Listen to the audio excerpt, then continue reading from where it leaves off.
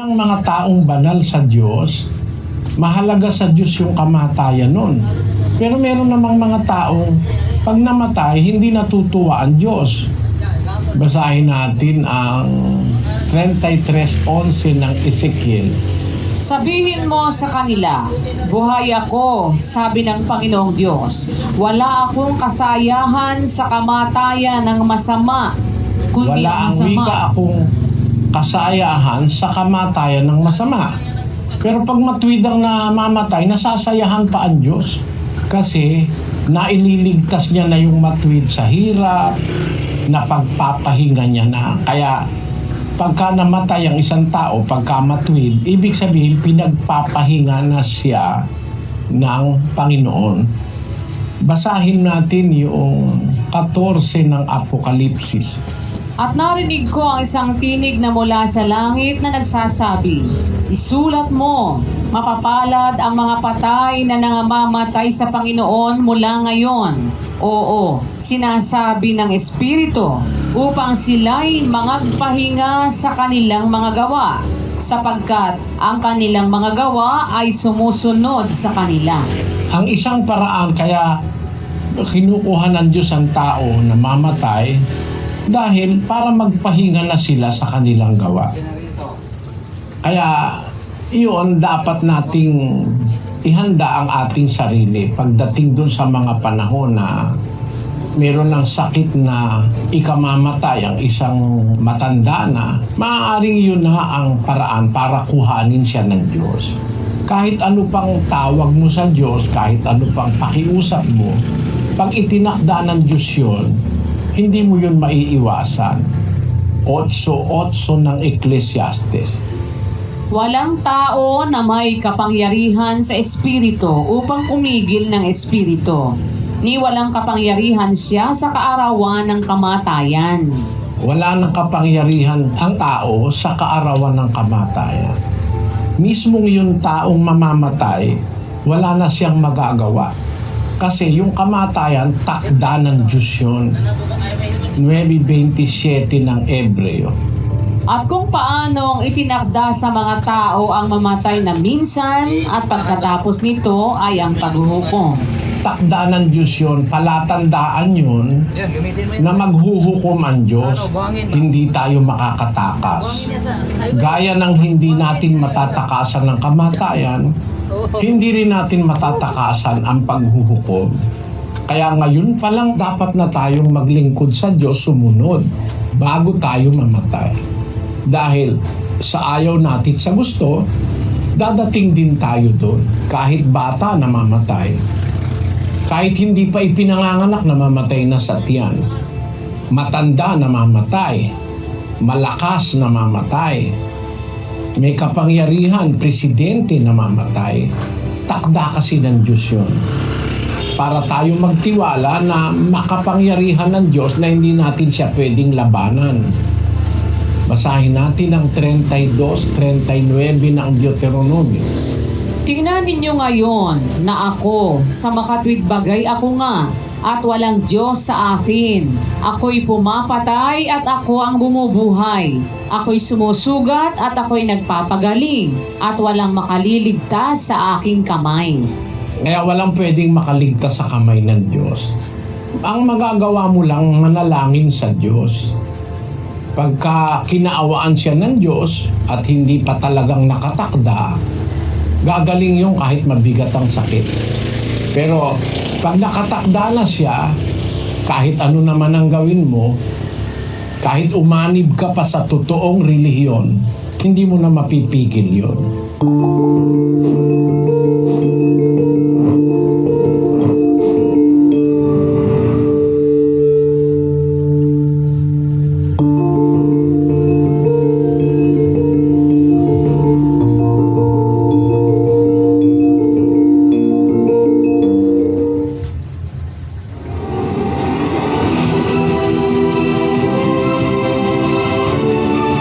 Maling aral yung kaya ka lang mag-aayon no, pag Huwebes Santo at Biyernes Santo, bawal kumain ng karne. Kumakain din, karne lang ang bawal kainin.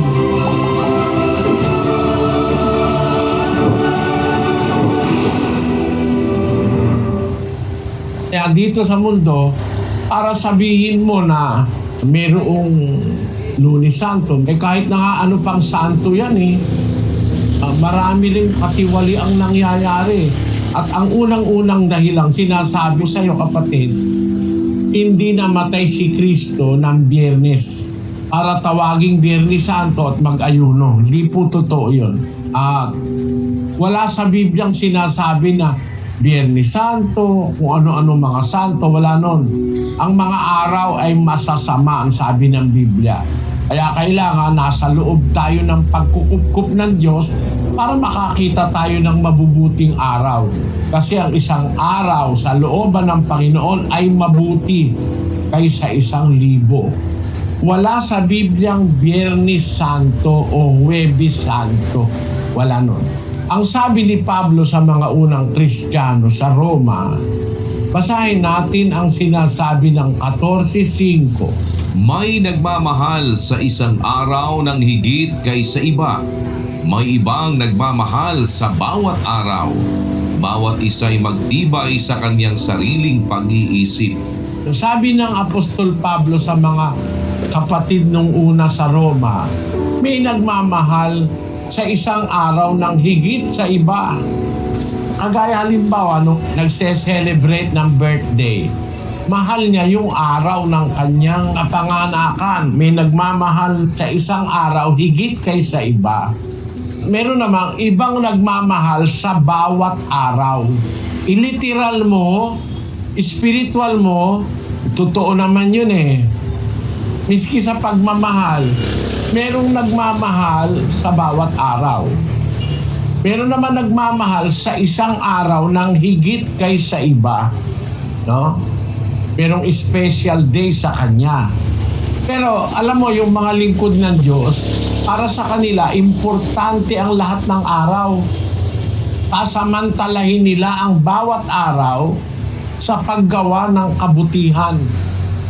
Kasi ang sabi sa 6:10 ng Galacia, kaya nga, samantalang tayo'y may pagkakataon, ay magsigawa tayo ng mabuti sa lahat at lalong-lalo na sa mga kasangbahay sa pananampalataya. mamimili ka ba ng araw?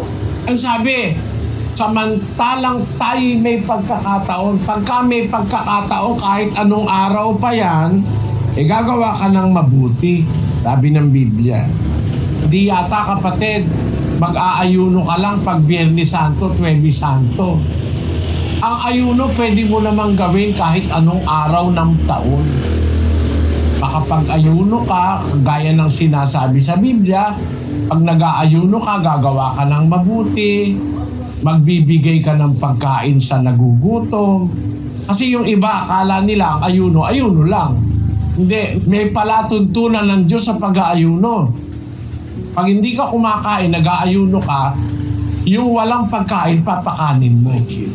Pag nag-aayuno ka, yung nakita mong walang damit, dadamitan mo. Gagawa ka ng kabutihan sa araw ng pag-aayuno. Pag nag-aayuno ka, huwag kang sisiping sa asawa.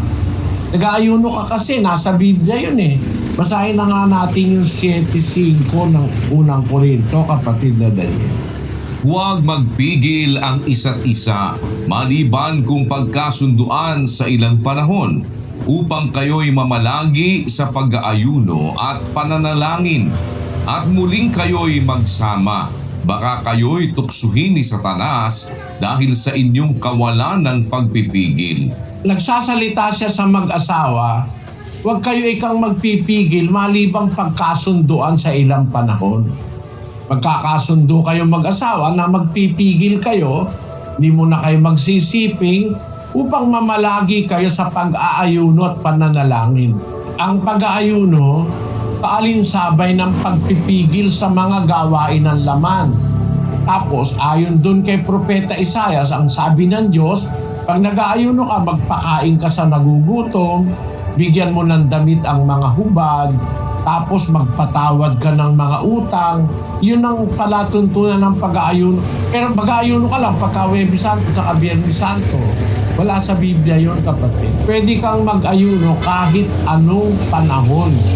Pag kailangan mong mag-ayuno, at humihiling ka sa Diyos ng mga bagay na kailangan ng iyong kapwa, ng sarili mo, ng mahal mo sa buhay, pag humihiling ka sa Diyos ng mga bagay na mahigpit na kahilingan, panahon yon para mag-ayuno kahit hindi Biyernes Santo at saka Huwebes Santo. Maling aral yung kaya ka lang mag-aayuno pag Huwebes Santo at Biyernes Santo, bawal kumain ng karne. Kumakain din, karne lang ang bawal kainin. Wala kasing batayan sa Biblia na pagka mahal na araw, hindi ka kakain ng karne. Aral yan ng Antikristo. Yung nagbabawal kumain ng karne for some time in a year, aral ng mga demonyo yan. 4:1 ng unang Timoteo. Ngunit hayag na sinasabi ng Espiritu na sa mga huling panahon, ang iba'y magsisitalikod sa pananampalataya at mga kikinig sa mga espiritong mapanghikayat at sa mga aral ng mga demonyo. Makikinig ang wika sila sa mga espiritong mapanghikayat sa mga aral ng mga demonyo. Pero mapanghikayat, parang katiwa-tiwala, pero aral ng demonyo.